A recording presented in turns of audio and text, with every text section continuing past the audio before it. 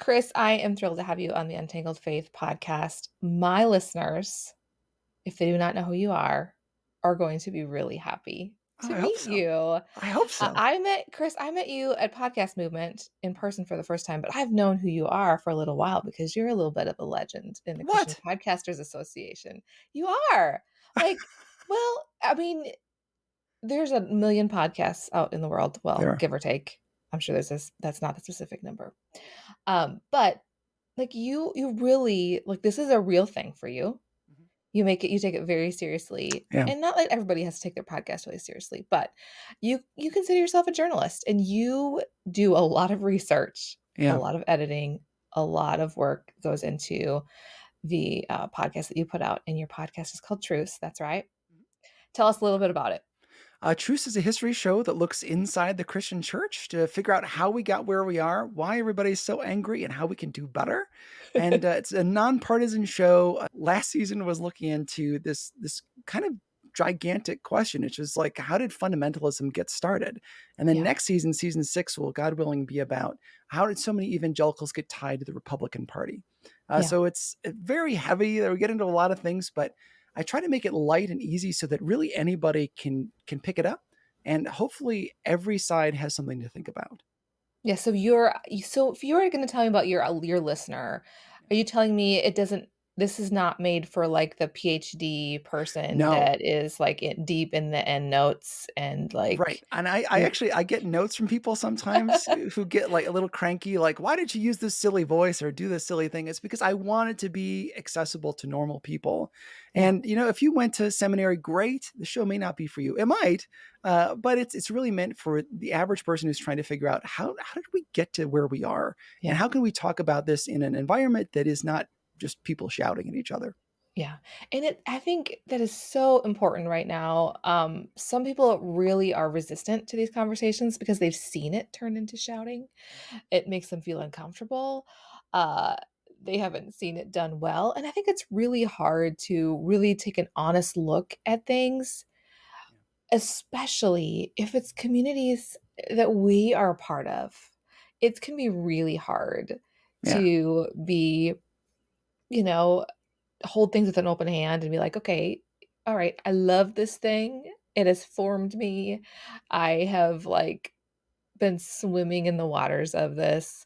Does that sound right? It really does, and we tend to pull in things that sound really good, that might be very good, but we try to put this like Christian sheen on them. So I had a roommate years ago who loved CrossFit, and his church was involved in it. And one of the leaders of the CrossFit was in his small group, and so he would come home and tell me that so CrossFit is biblical, and I'm like, no, the Bible has nothing to say about CrossFit. And he's like, no, no, this is biblical. You should be coming. Like, you are backsliding if you're not doing CrossFit. It's like, that doesn't make any sense at all. It's like, you have something that you like and Yeah. it's good for you. And yes, the Bible tells us to take care of our body, but it says nothing about CrossFit, good or bad.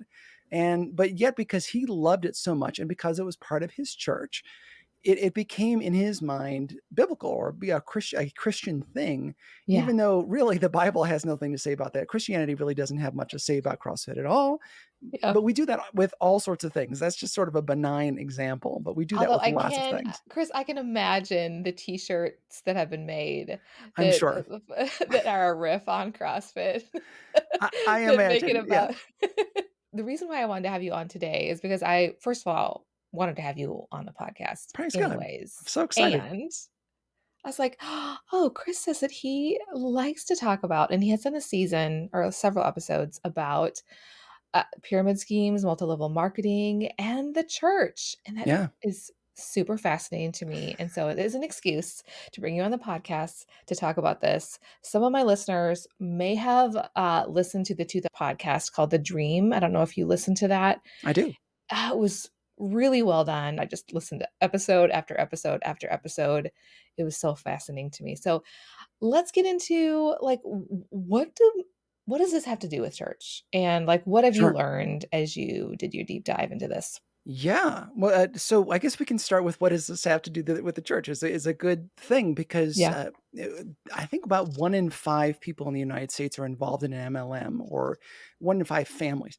So somebody that you know is probably involved in a multi-level marketing scheme. yeah, And that means that it's in our churches and it involves getting people pulled into a business and trying to use your networking in order to make money. And in churches, we are a very, connected, kind of trusting group of people. And so when somebody comes in and says, I have a business opportunity for you, it's like you already kind of have this relationship and this trust because, oh, we're yeah, believers. We all believe in Christ. We have similar values.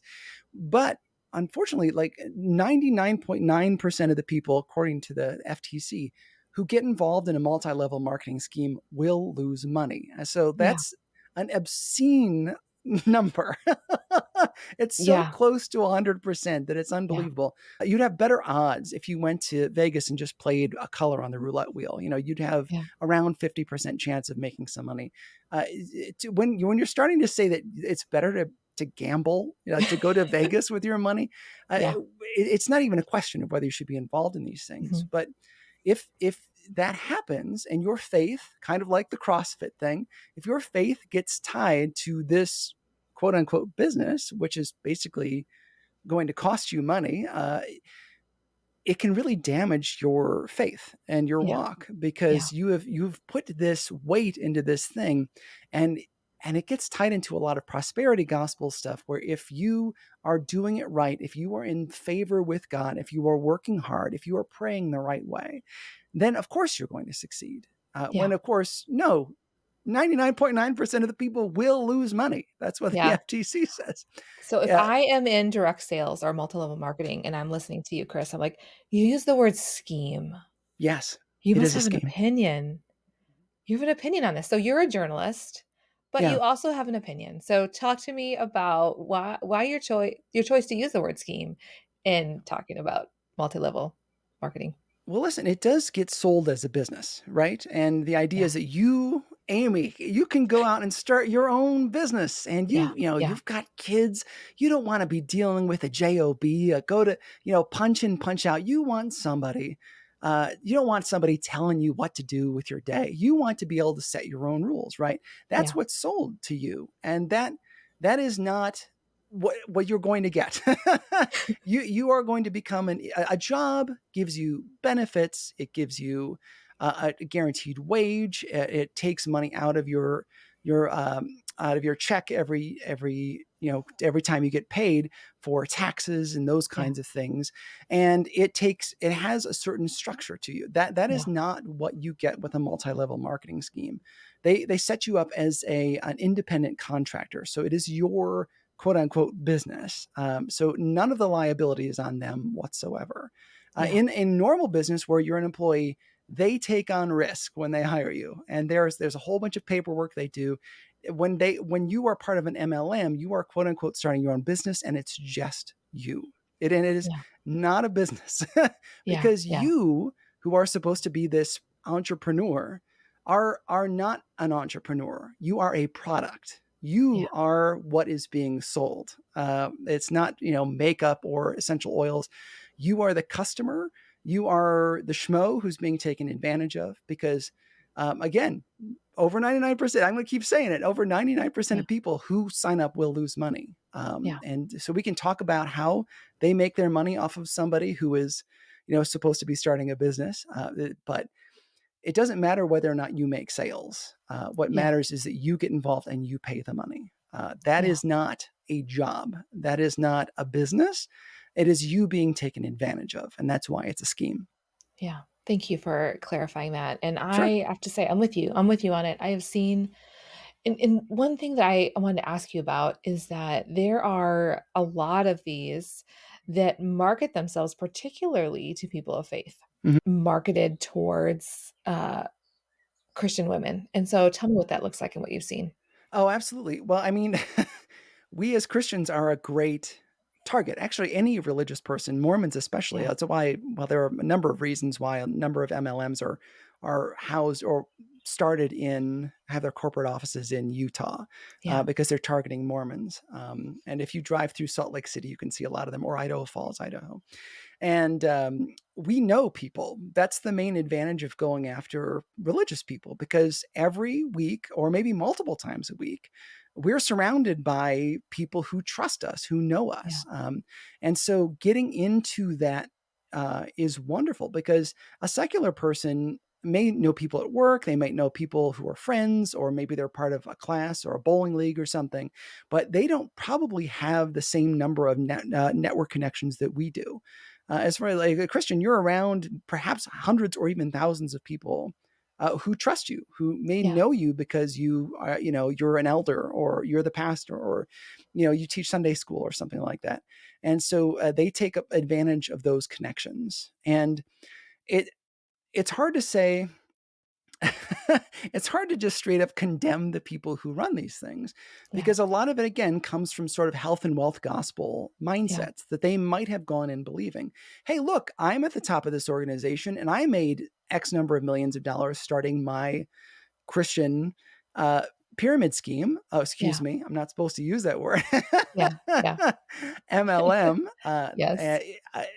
I made it so can anybody else who works hard. Well, no, because the system is set up so that people will lose money, and it's only the Right. people at the top because the money flows up to the people at the top. And the lower and lower Yeah. you get onto the pyramid, the harder it is for you to actually make money. Yeah. I mean, And the that math yeah, plays it out, right? I the mean, math plays it out. you've seen the math on it. I don't know what it is, but, like, Yeah, the argument that if everybody just gets so many people, then it's fine, but there aren't that many people. there aren't. Do we should we explain what an MLM is first? Yes, let's talk about that, yeah. Tell us what an MLM is. Sure. Okay. So, if you're going to buy a product, where do you normally get your soap? I go to Walmart or Kroger probably. Yeah, you go to a store. You go to a store, you Yeah, pick up soap because you're already there. You're, getting food or clothing or whatever it is you get for your family. And now the MLM model, the multi-level marketing or direct sales is another term. What that is essentially taking that model and breaking it up. So it's like if I want essential oils, I know that I can go to Amy for those. And if I want soap, I can go to Chris. Or if I want vitamins, I go to this other person. Your friends, ideally, in the way that it's sold, become the store. And yeah, so if they can have a party, they can have a get together, or you can just have a relationship. And what you're sold is every time they want new vitamins or whatever, they will come to you for vitamins. And the trick where it gets a little bit more complicated than that is that really the model is set up so not only do you become a salesperson, Amy, selling your vitamins, yeah, your goal would then be to recruit other people to sell vitamins as well. And then you would make, ideally, in a perfect world, a cut off of every sale that they make. And then the person who recruited you, and the person who recruited them, and the person who recruited them, all the way up to the top. In a fashion shape that looks an awful lot like a triangle or a yeah. building that might have been built by the Egyptians. Um, I've seen that Office episode. have you seen that? It's perfect. It's perfect. If And you just buy the little card and I yeah, buy the card and Jim's drawing it yeah, it draws and it. It's draws a triangle around It's it and exactly that. walks away. Oh, it's exactly that. And really, the difference between a pyramid scheme and a legal MLM is the legal status. Right. Pyramid schemes are illegal, but really, the difference between a pyramid scheme and a multi-level marketing is nominal. Mostly, has it been enforced? Have the existing Yeah, laws been enforced? And the laws, maybe we can get to this later, were actually yeah, set up by the multi-level marketing teams at Amway. yeah, So that's what an MLM is. It's set up. You don't only sell things, but you also will sell then to other people who will sell to other people. yeah. That, of course, sounds very nice. It's inconvenient as all get out. I mean, Yeah, it why? is inconvenient, like, I Yeah, just wanna go buy soap. I like my friend Susie. When I'm running out of soap, I don't wanna have to go to her and order it through her. no, of course not, because you're already at a grocery store or at Yeah, Walmart where you yeah, can get that stuff. And that's one of the interesting myths, by the way, is that you, Amy, selling your vitamins, yeah, can compete with the biggest retailers in the world. Yeah. And often you're fed the line that the product that you're selling, your vitamins are superior to the vitamins you can get at any store. Yeah. When in fact, of course, vitamins aren't even regulated by the Food and Drug Administration. There's no real testing mechanism for that, which is why vitamins make the perfect MLM thing to be sold because they aren't regulated, they aren't tested. There's nobody checking those claims. Mm. So anyway, so that's getting excited. The Yeah. so that's how you get into it. So, Amy, if Yeah. you are selling vitamins in your town, you and these things tend to aim at women. They tend to aim at moms who are maybe staying at home. I can do it on Um, the side. do it on the Well, wait, yeah, side. yeah, Although you have to treat it like a full time business. And by the way, yeah. some of the same language is used in podcasting.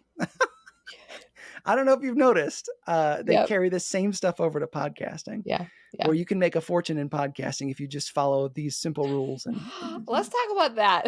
do you want to No, maybe we can circle back to circle that. back? We'll circle back. Anyway, Yeah. so Stickler. you've got this vitamin business, and you're Yeah, going out and you're going to sell things. And yes, 99% of people lose money, and that it is stated in there should be stated in their yeah, paperwork that you get that your chances are that you're gonna lose money in this thing, but the print is so small, and who reads that stuff anyway? yeah, So there are some hindrances, and so there's this myth in the multi-level marketing world called the endless chain, and you can see this if you listen to some of their rah-rah speeches when they get yeah, together yeah, in big arenas. That the market for our product is endless. It's endless. There's always going to be people, and of course, you and I know because we're thinking human beings, and yeah, we have time to calm down. That can't possibly be true because there's a finite number of people on the planet. yeah, yeah, yeah. Right. I mean, And so also, there are some people that aren't old enough to spend money. right. Or you don't speak the language of the people who are going to be selling, which is true for most of the Most world. of the world, yes, right, Does not speak your language, or you don't have right, a connection with the right. vast majority of people in the world. But if I, the idea that they have for this endless chain is that if I go out and I recruit five of my friends, and then they recruit five of their friends, in just 13 iterations of that, you will have exceeded the population of the entire world in just 13 iterations of people telling their friends. Uh, in fact, in 2017, Amway released their own numbers that there were so many just Amway salespeople in the United States that there were only 153 U.S. households per salesperson, not 153 interested individual people, 153 total households per Wow. salesperson in Amway. That And was all that's available, that's and all not that's every one available. of them wants to sign up, yeah, No, that's the other thing. And as or the has any money. yes, and I'm for a lot of people that this preys on is also people in small towns. So you Mm, get into that problem of yes, I recruit Amy, and then Amy goes out and is also selling in our small town. The problem is if I get Amy selling, vitamins, I just cut my market in half, like the number of people that I could possibly sell to in half. And every person that we then recruit becomes somebody else who cuts our market. yeah, And chances are, if Amy and I go to the same church, let's say, which we don't because we don't even live in the same state, but if we went to the same church, we would be pitching the same people. yeah, I probably know a lot of the same people. I would know that the same number of people or some of the same people that Amy does. So we're going to be kind of bumping up against each other. So I have friends who are involved in multi-level marketing stuff and actually who give money to Truce and who support the show, even though they know that right, don't I don't agree with how they make their money. right, Um, but they're still involved in it, and they've had to cross state lines and things. They have to travel far in order to try to find people who are not already involved in whatever marketing MLM scheme that they're involved in. So the math itself doesn't work out. And here I've got some interesting stuff. So, do you know what the federal minimum wage is? I don't. No? Did what was the what did you ever what was Did you ever work for minimum wage or for a job? Do you Well, remember, like, what the your first first job, job I what you had, made? I think, was less than minimum wage because I wasn't even 16 yet, and I was working for my dad. So I think it was less than $4 an hour I was Oh, making. yeah, me too. I worked for my parents too. If I even got paid, Even it like, he wasn't had a much. business, and I worked for him there Me too. over the summer. It was like $3.57 an Mhm. hour. Yeah. I think my first job was 5.25. Well, no, my first serving job was like 3 something an hour because I was a Okay. server. But, then, like, the first hourly job was like 5.50 or something. But now the federal minimum wage is still it's very low. It's $7.25 an hour. So there was this company called Nutrilite, and so I kind of looked in and did the math of how would this math work out and how much could I make if I were working for Nutrilite. And about if I made $100 of sales, which would, be kind of a lot when you're talking about vitamins, right? I mean, Yeah, vitamins are yeah, generally not that expensive. If I sold $100 worth of vitamins, I would make about $2 off of that sale, just about 2%. yeah, And that's not very much. Again, it takes a lot of hours to sell yeah, $100 worth of vitamins to make yeah, $2. If I sold $100 worth of vitamins in an hour, I still would not have made minimum wage. I wouldn't even have made a third of the minimum wage, which is one of those difficult things. In doing Nutrilite, which was the country's first multi-level marketing scheme, in order to achieve the federal minimum wage, I would have to sell $363 of merchandise every single hour just to oh, match the federal man. minimum wage. Which is one of those things. Again, like you Yeah. think, oh, I can make 2% of every sale. But listen, if I just went out and got a job at Taco Bell, uh, I could do a lot better, I'm so have glad way you less. mentioned Taco Bell because my son got a job at Taco Bell. I was on a walk with my husband this last week. I'm like, "Maybe I should get a job at Taco Bell." Yeah. I mean, Target in my town, I live in one of the wealthiest towns in the United States. I'm just a school bus driver when I'm not Oh, podcasting. yeah. Our Target, I think, is paying $24 an hour. So if you considered that with Nutrilite, if I was selling Nutrilite, how many the thousands of dollars worth of vitamins I'd have to sell Yeah, just in order to make uh, the wage of somebody starting at Target. yeah, And I think one of the big challenges that's involved with that is trying to understand. Yes, I we may have a limited number of people that we know, and yes, they may want to buy, but a lot of these products that you're going to sell, and we'll get to why it's in quotes that air quotes yeah, I'm doing products. A lot of the products that I'm quote unquote selling are things that people don't need yeah, often. You don't yeah. need essential oils. Well, nobody actually needs, despite the name, nobody ever needs essential oils. It's not essential. It's not essential. Yeah, Uh, yeah, but you don't need vitamins every week. yeah, They come in big bottles. You don't need you don't need them every week. You yeah, don't need leggings or those kinds of things every day. And so not only is this a problem of like the numbers and how much you have to sell, but also a lot of these products are things nobody in the world would need yeah, often. yeah, yeah, And so you get into a real problem. So yeah, the question then becomes, how does a multi-level marketing company make their money? And again, you as the salesperson are what they're getting their money from. So yeah, if I were to go and sign up for a multi-level marketing scheme, what I would be signing up that I would be paid. Excuse me. If I were to sign up for a multi-level marketing scheme, I would have to pay a certain amount of money. And I was just listening to a podcast. They mentioned $500 was what this lady paid just for the privilege of signing up for this company. So right off the yeah, bat, the MLM gets $500. But there are also other fees involved. If you want a website, if you want to have business cards that have their logo on it, if you want to be, in a part of a networking community with them. If you want special coaching, by the way, another podcasting thing that gets sold to us. mhm, If you want special coaching, if you want, to go away to the retreats, the big rah rah sessions, and really meet with your coach, that all costs money. And this is before we've even started selling a product.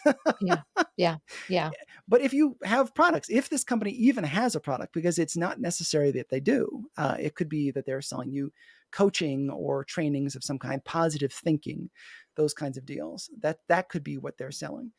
yeah, Um, if there were, say, vitamins, they would want to say, or even makeup is even a kind of a better example. If it's makeup, then you yourself need to purchase the products so you're experienced with them, and people, your friends, see them around your house. And then you have to have some products on hand so that if your friend wants to try them, you can give them samples. And you also have to buy products so that if your friends want to have products right now, you can sell them to them. So there are these multiple stages of products that the company sells to you. This is not, one of the things that they wait until you've sold it. Like, they sell it to you, Yeah. and then you have to store it. You have to pay for it, all before you even set up a kind of customer base. Plus, if you host a party, there are going to be, food items you're going to have. You might have some beverages on hand in order to give them. You have to, pay for a babysitter if you have kids. All these expenses don't often get counted into it. So for Amway, which is the United States top multi-level marketing company, top distributors at Amway charge that only about 5%. Top distributors at Amway said that only about 5% of the products that came through them were ever retailed. In other words, only about 5% of the products ever went to somebody who was not an Amway salesperson. Mhm. 95% went to people who were Amway salespeople. And Yeah.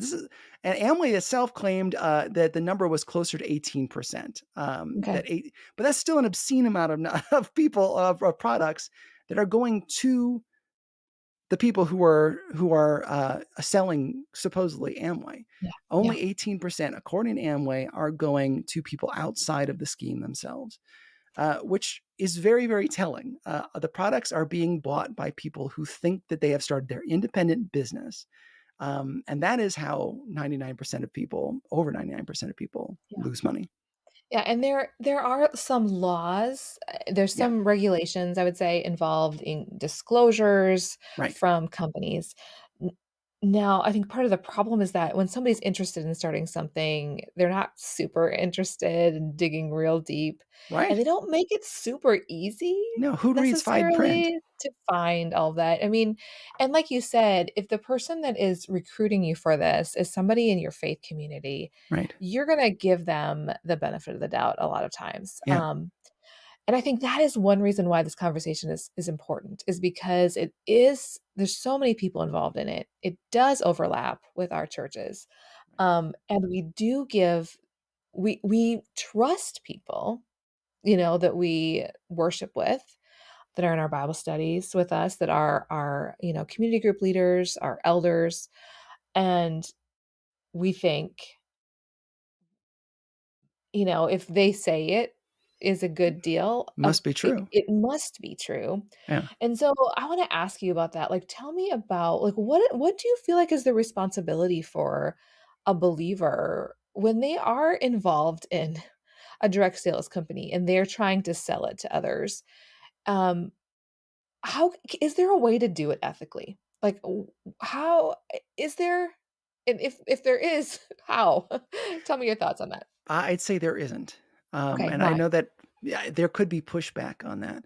But one of the sort of dark underlying themes of this is that, yeah, I mean, yes, people do make money on this. Yeah, It's not very much money. They can. I have friends who do this kind of thing and give money to help my podcast, and they would probably be upset if I said that they are perpetuating a scheme that is going to hurt their friends. But it's yeah, true. I mean, like that. One of the insidious things is not only am I, if I'm selling vitamins or whatever, going to lose money on my own accord. I am also then making other people sign up for this scheme. And again, over yeah, 99% of people are going to lose money. And if you read the fine print on a lot of these MLMs, it'll tell you how much money you can probably expect to lose. And you are perpetuating and maybe not out of some kind of coldness of heart, yeah, maybe you're doing this because you honestly want to provide for your family, and yeah, somebody you trust has told you that this is a great way to make money. Look at me. I've got this fancy car and I got it because I sold this product. They tell you these things, but you are perpetuating a lie. When you could just be encouraging somebody. If you want to encourage, really help people, help them get that job at Target. I mean, Yeah, they're yeah. going to do way better if they work But at Target or Chris, Taco Bell. what if they say, "But Chris, they're gonna sign up under me, and I'm gonna help them be successful. In what I am way? If they're invested in losing them." money, how are you helping them be Yeah, successful? And and fortunately, I feel like the helping be successful sometimes ends up looking like trying to talk somebody out of dropping out. right. Yeah. Well, and I think this is one of the things that's also interesting. We we as Christians are put in this unique position where a lot of when people are poor or they're struggling with something, a lot of that ends up on our laps because we're churches.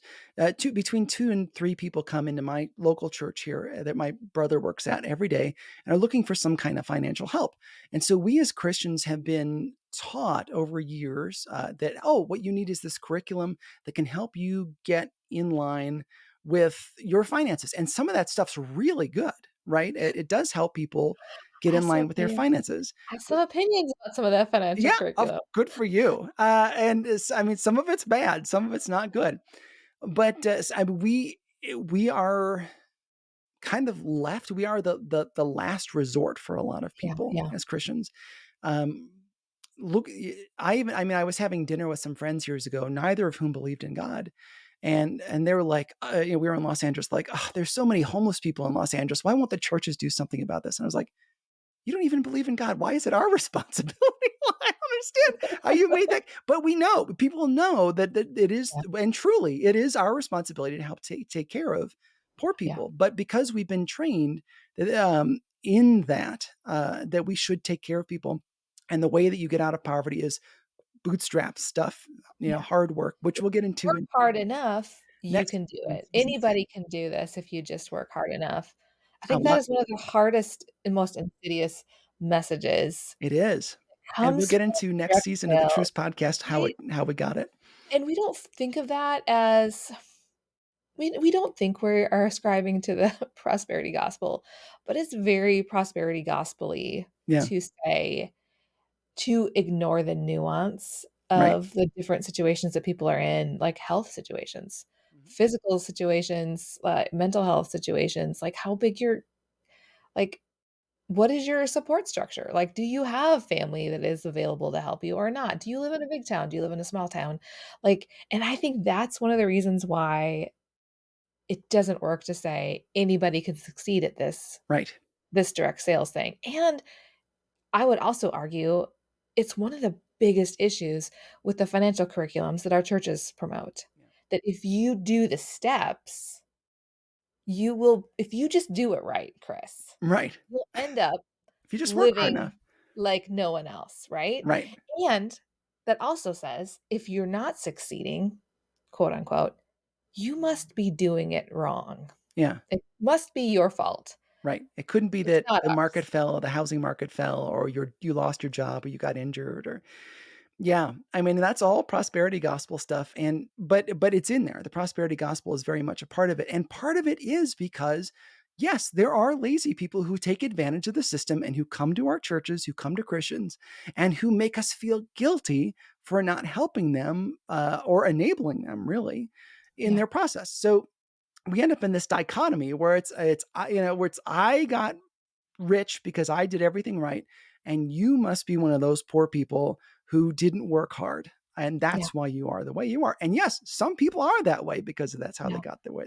But it's also there are a lot of other forces, and so that stuff gets tied into multi-level marketing, where it's like, well, I mean, somebody at the top got this, Mercedes because they worked really hard as a multi-level marketing thing. Well, actually, the problem is the math doesn't work out and you can't work up hard and high enough so Yeah. that you are, make a lot of money because most of the money that you make goes to the people to the top. And Yeah. you might be lucky to make 2% of every sale you make, which is nonsense. Yeah. That is not a real business. And it's That's not the yeah. freedom that was sold to you. No, it's not the freedom that was sold to you. And I mean, if we care about our integrity as believers, I think we really need to be careful in how we promote these things, that what we are saying is true.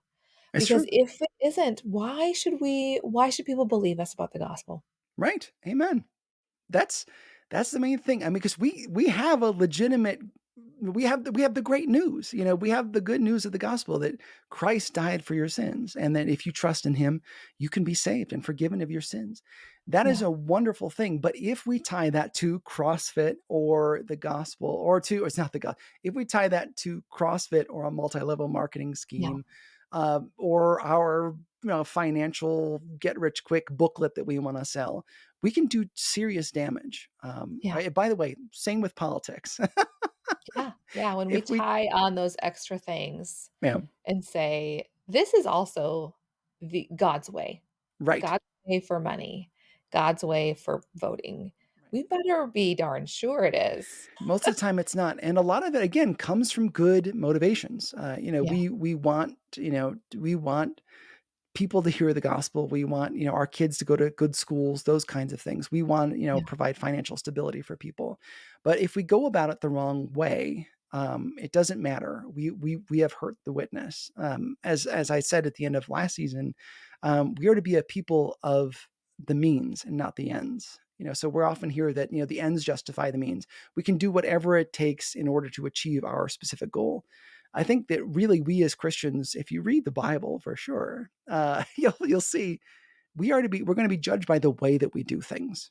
yeah, how Uh, we get there matters. how we get there really matters. In fact, we aren't really even commanded to get there. We aren't really commanded to be successful or rich or to have a big audience or any of those things. We're commanded to live pure and holy lives, to not lie to people by saying, "Oh yeah, I got this Mercedes because I worked in my MLM," when in fact I'm in terrible debt. That kind of stuff is not a Christian thing. And the thing I think is so sad for me is that people lose community They do. when they really, really push their products on other people. And because people feel like pressured, they don't want to be about it. They don't want to have somebody just randomly dropping them messages in their friending them on Facebook out of nowhere. And then you find out it's just because they wanted to sell you a product. Right. It Yeah. feels gross. And so and then if that's all you're posting about and that's all you're talking about, people will pull back from you. Like Of your course. real life friends will pull back from you. And then you end up, the community you have left are the ones that are making money off of you. Right. When it puts a lot of stress on family as well. Yeah. Your parents, your neighbors, your spouse, your Yeah. kids, because all they ever hear you doing is talking about this business and Yeah. not trying to build a genuine community for people who don't owe you anything. I feel like people are so exploited and then they Oh yeah, feel ashamed to say when it doesn't work. right. And I want to say it's not your fault that somebody fooled you. They may not have even realized that they were fooling you, No, and they would never say it publicly because 'cause they're way too ashamed to admit Mhm. that they need help and that it's not working. Sure, they've And been the fed the only prosperity friends they gospel. have left Yeah, are the people that are invested in them staying in that system because they make money off of them. It just feels so gross and so wrong and it is. so sad. It is, and I mean, I think that that's one of those things that if anybody's listening to this and is involved in a multi-level marketing scheme and is, I would encourage you, yeah, do the math, figure out how much you're making, figure out what the burden is you're putting on your family and your friends, but also understand that you may have been tricked coming into Yeah. this, and Yeah. a lot of people are. Like I said, I think it's like 1 in 5 people in the United States are involved just in Amway. Yeah. Not even including the other one. This is everywhere, and this is happening to a lot of people. And it's okay to admit where you are. And yes, you can come to the church and ask for help. That's why we have funds to help people. Yeah. We actually in my church have a specific fund set aside that we raise every year just to be able to help people who Yeah. need help. And I generally recommend like put together a spreadsheet of your finances, see where you are, and figure out where the money is actually going, where it's coming from. Because again, Yeah. in MLM, you might be Don't be getting afraid to sit down and do the math. I think people are no, afraid. They're just like, "I yeah, don't even wanna do it." Even podcast world, people are like, yeah, "I don't wanna know." I'm like, "Well, I have a spreadsheet."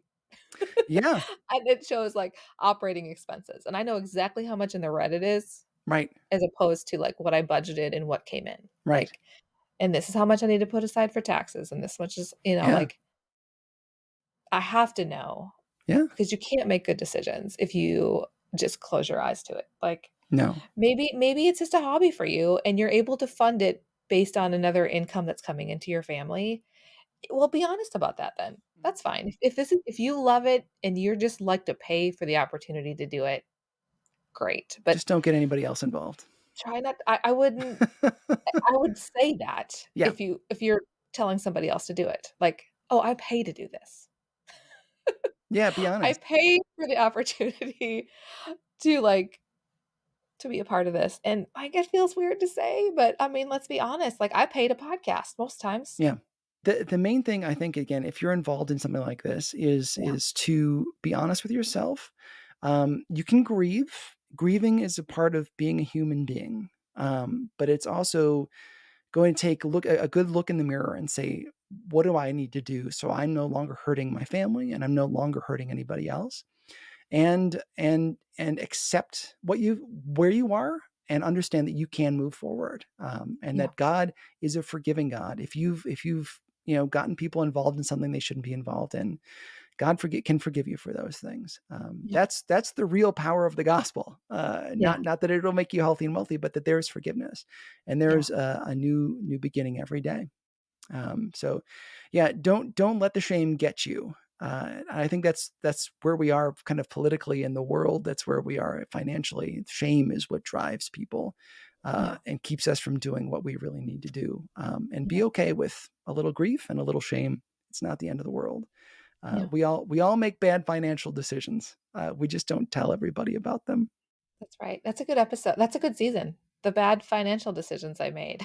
Actually, I would listen to that. You should, yeah, you should do that. Like Other people's how money. I Yeah. read a book and in the chapter it was talking about the American dream, the sort of the death of the American dream or the lie of the American dream. And it said, I would love to do a call in radio show where people called in and said I did all the right things and it didn't work.